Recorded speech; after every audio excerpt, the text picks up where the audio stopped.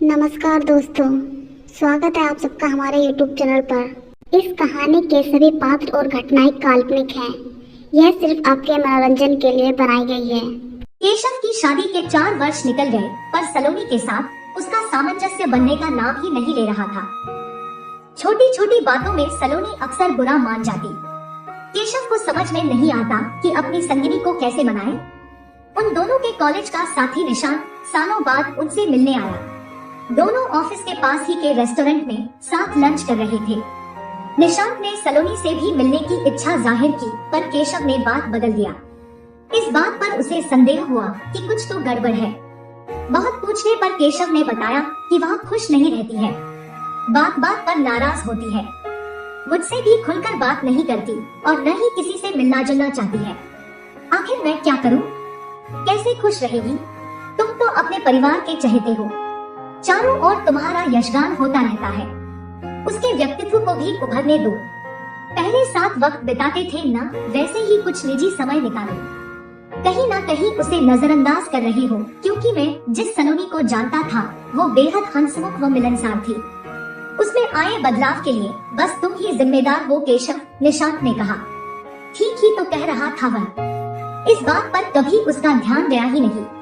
4 बहनों के बाद जन्मे केशव का बचपन अति लाड़ प्यार में बीता था। माँ बाबा प्यार से कान्हा बुलाते। बाहर का नाम भी उन्होंने केशव रख दिया था। सांवली सूरत और घुंघराले बालों वाला केशव अति मेधावी और सबों का चहेता था। बचपन में स्कूल फिर कॉलेज में हर जगह उसके मधुर व्यवहार और अलग से व्यक्तित्व के कारण उसे खूब प्रसिद्धि व प्यार मिला।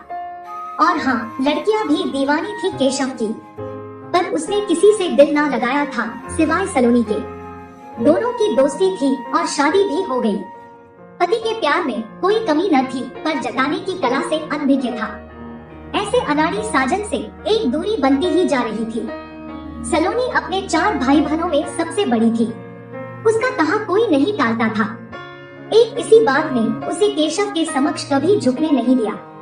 दोनों ही अपने परिवारों के बेहद लाडले थे, पर यहाँ सब केशव की ही पसंद की बातें करते उसको ही खुश रखने के प्रयास किया जाता, जैसे उसके सामने सलोनी का कोई अस्तित्व ही नहीं है। केशव ये, केशव वो, क्या हो रहा था उसे? पहले तो उसे किसी से कोई द्वेष न हुआ था, पर पहले प्यार भी तो नहीं हुआ था। केशव को उसके मनोदशा की कोई खबर ही नहीं थी। वह अपनी ही दुनिया में खोया रहता। तब तो हद ही हो जाती जब केशव किसी के बनाए डिश की तारीफ कर बैठता। सलोनी को रोने का बहाना मिल जाता, मैं कुछ भी अच्छा नहीं बनाती हूँ, अब तुम मुझसे प्यार नहीं करते, आदि आदि।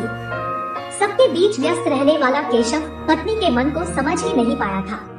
स्त्री का मन समझ सकना सबके बस की बात नहीं। उसे समझने में सिद्धेहस्त तो बस कृष्ण ही है, एक संपूर्ण पुरुष जिन्होंने 2 माताएं, प्यारी बहन द्रौपदी, असंख्य गोपियां, प्रिय पत्नियां और कभी विलग न हो पाने वाली राधा, सभी के मन को समझा और सबके हृदय पर एक छत्र राज करते रहे। कहते हैं राधा कभी कान्हा से नाराज भी हो जाए तो कृष्ण यह कहकर मना लेते कि मैं तुम्हारे हृदय में हूँ, अगर वहाँ नहीं तो कहीं भी नहीं। इस वाक्य में ही सारे रहस्य निहित है। दरअसल प्यार करने वाले के हृदय में ही प्रेमी या प्रेमिका का वास होता है। अपने ही मन में सवाल भी है और जवाब भी। बस इसकी जानकारी उन्हें हो पाती है जिन्होंने इस विषय पर गंभीरता से विचार किया है। ज्यादातर लोग आत्मविश्लेषण न कर औरों पर ही दिमाग लगाते हैं, जिससे परिणाम में भी नकारात्मकता ही हाथ आती है। केशव की समस्याएं मित्र समझ गया था। अनुभव इंसान को सब सिखा देता है। उसने कहा कि हर रिश्ते की एक मर्यादा होती है। एक पति पत्नी के बीच तो ईश्वर भी प्रवेश नहीं करते। इस रिश्ते के अंदर अपनी पत्नी को खुलकर जीने दो। बाहर चाहे जो भी मजबूरियां हो, पर तुम दोनों के बीच आपसी समझ व अटूट प्रेम ही तुम्हारे रिश्ते की आधारशिला होनी चाहिए। वह उन दोनों के केरल के टिकट्स बुक कर साथ लाया था। दोस्त के सामने टिकट्स रख कर इतना ही बोला, कब तक देव की शोभा, नंद बाबा और गोपियों के कान्हा बने रहोगे मित्र? प्रेम के ही सब रूप है। राधा तो कान्हा की आत्मा है, उन्हें क्यों अछूता छोड़ रखा है? अपने प्रेम की नींव रखो, अपने पारिवारिक जीवन की सफल शुरुआत करो। और फिर दोनों सालों बाद बिल्कुल अकेले घर के बाहर निकले। चेहरे पर एक चंचलता थी। सलोनी को पता था कि अब उसकी बातों का केंद्र केशव और उसकी वो है। केरल के 4 दिन कैसे निकले पता ही न चला।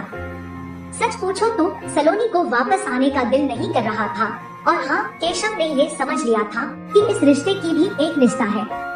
उन सीमाओं के अंदर बाहरी लोगों का प्रवेश वर्जित है। वापस घर आने पर सबको एक अलग ही सलोनी दिखी। इस आत्मविश्वास से भरी सलोनी की आंखों में फिर किसी ने आंसू नहीं देखा, और जल्दी ही एक प्यारी सी नन्ही कली खिलने की उम्मीद से बंधी सलोनी फिर से सपनों में जीने लगी थी। बस खट्टा खाने की ललक में बार बार रसोई में जाती सलोनी ने सासू माँ का दिल जीत लिया था।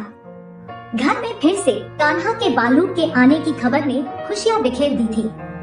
माँ बाबा ने नन्हे केशव के आने का इंतजार भी शुरू कर दिया, पर केशव ने सलोनी की चाहत में अपनी चाहत ढूंढ ली थी और उन दोनों को गुड़िया चाहिए थी। इस बार उसने अपनी यह इच्छा सबके सामने रख सलोनी के हौसले को बढ़ाया था।